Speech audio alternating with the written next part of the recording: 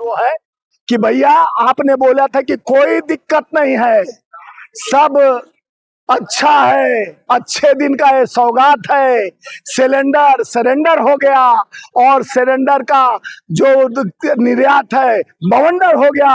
और मोदी जो compromise PM है देश का, जो कंप्रोमाइज पीएम है, जो अमेरिका के सामने कंप्रोमाइज करता है, ऐसे प्रधानमंत्री हमारा देश का पहला 56 इंसान सीना लेकर चला, जो अपने संसद के 3 महिलाओं से डरकर संसद भवन नहीं आता है, कहता हम महिला सुरक्षा का गारंटी लेता हूं। लेकिन स्वामी जी सवाल ये खड़ा हो रहा है, क्या संसद में सिलेंडर का ये मुद्दा जो आप लोग उठाने की कोशिश कर रहे हैं, आप लोग मजाक क्यों बना रहे हैं? देखिए तुम लोग भैया आप जमीन पर आओगे तब अभी शायद तुम्हारे घर में पिछला सिलेंडर बचा होगा। जिस दिन लंबा लाइन में लगोगे तो कहेगो कि स्वामीनाथ जायसवाल ने, भारतीय राष्ट्रीय मजदूर कांग्रेस सिंटक मजदूर का गरीब का नेता ने ये कहा था कि सिलेंडर सरेंडर हो गया। आज हम सिलेंडर के लिए लाइन में सरेंडर हो गए, अब बवंडर हो गया, सरेंडर सरेंडर हो गया। मोदी का कंप्रोमाइज पीएम कहाँ, बवंडर हो गया। के बाहर में राहुल गांधी हो, प्रियंका गांधी जी हो, कोई भी तमाम जो विपक्षी जो बड़े चेहरा है, सब अब यही कह रहे हैं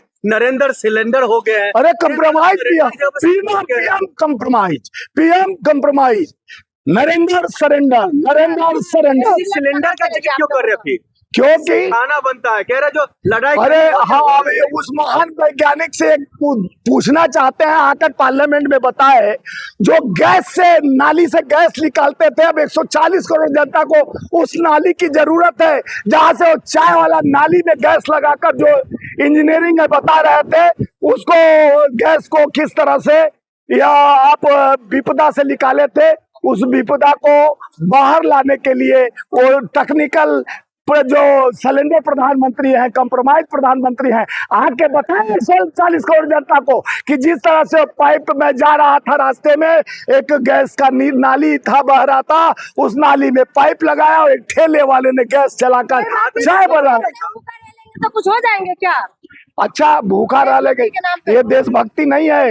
ये देशभक्ति के नाम पर तो हम 100 दिन भूखा, साल भर भूखा रह सकते हैं। ये नकली देशभक्ति का फार्म भर के जिस तरह से आप देश के लोकतांत्रिक संविधान को कमजोर करने की कोशिश कर रहे हैं, आज जिस तरह से देश की व्यवस्था को धूमिल किया गया है।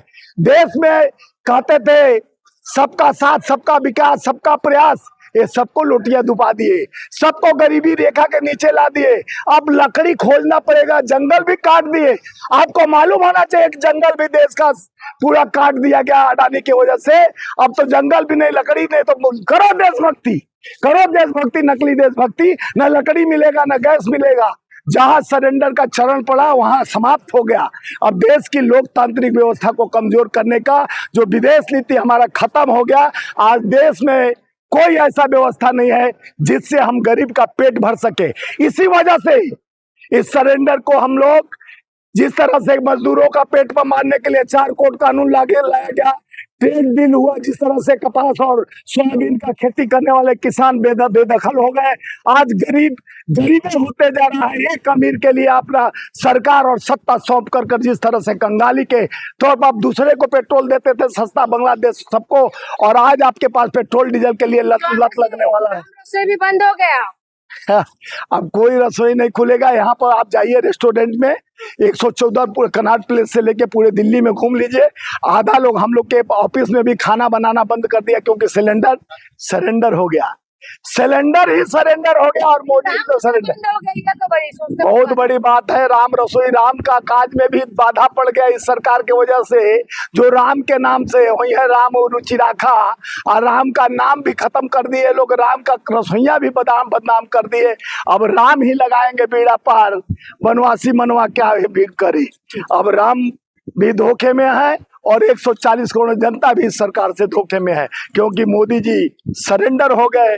कंप्रोमाइज पीएम से मैं कहता हूं कि देश के लोकतंत्र के साथ ऐसे खिलवाड़ करोगे, मनमोहन सिंह जैसे अर्थनीति उनका पूजा करो कि जो यूरोप पूरा डूब जाने के बाद देश खड़ा था वो मनमोहन सिंह थे, कांग्रेस था। आगे आप एक कंप्रोमाइज के जगह पर एक आप इमरजेंसी सर्वदलीय बैठक बुलाकर यह समस्या का निदान, सब लोग जब देश पे कम व्यवस्था चरमराता है तो सर्वदलीय बैठक करके हम सिलेंडर और तेल और क्राइसिस के विषय में चर्चा कर सकते थे, उसके लिए व्यवस्था बना सकते थे।